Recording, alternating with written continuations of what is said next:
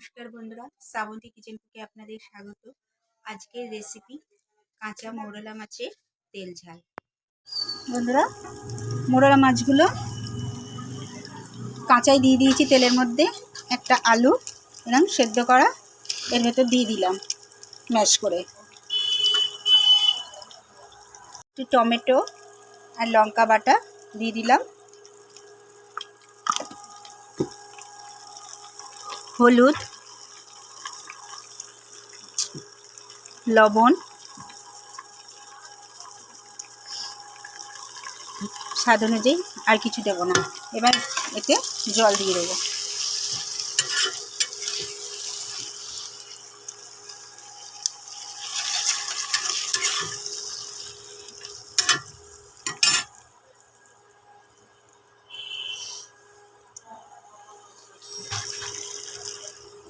ব্যাস, যেহেতু একটু ঝাল তেল ঝাল মতন হবে, মাছটা কিন্তু কাঁচা, আমি কিন্তু ভাজিনি বন্ধুরা। কাঁচা মৌরলা মাছের তেল ঝাল।